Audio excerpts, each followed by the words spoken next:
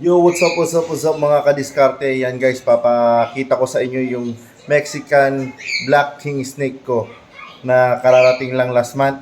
So, tignan nyo to guys. Napaka-interesting tong ahas na to kasi super black siya.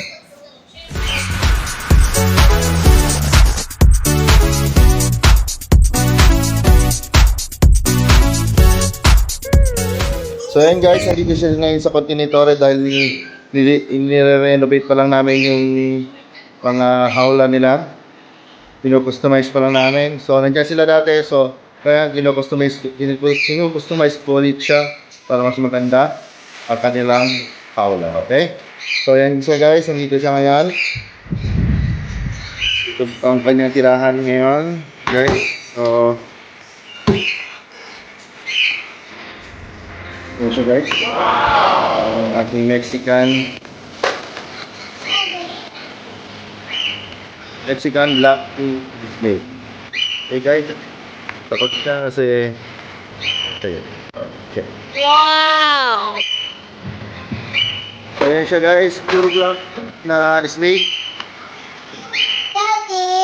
Hindi siya nakakatakot hawakan kasi para sa normal na ahas. Hindi lang kakaibang kulay niya na napaka-rare. Yan siya guys, napaka-brilliant din ang kanyang mga katawan. Super black snake to. Ang pangalan nito ay Mexican Black King Snake. Yan guys, almost 1 year old na siya. Ang haba na niyan, pahaba pa to guys.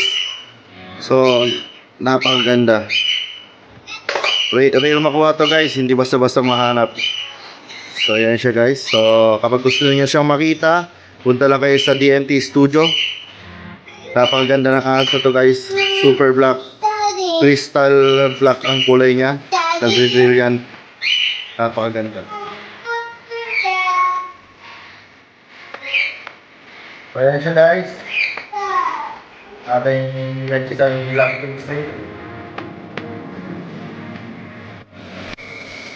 So yan siya guys, ang maganda, super black. Super crystal black siya guys. Napakaganda siya guys. Sige, order.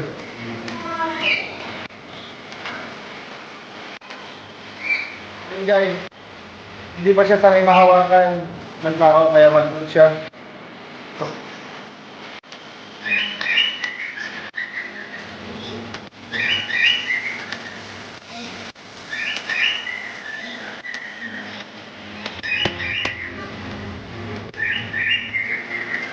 Ayan siya guys, super black snake.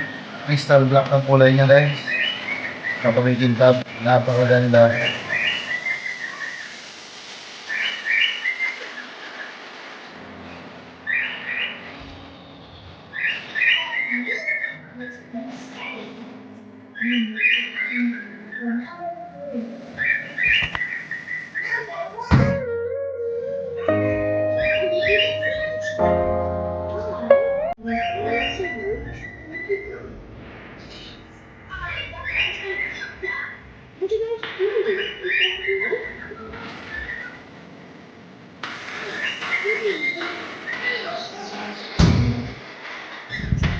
Napakagandang ahas nito guys, napaka-interesting.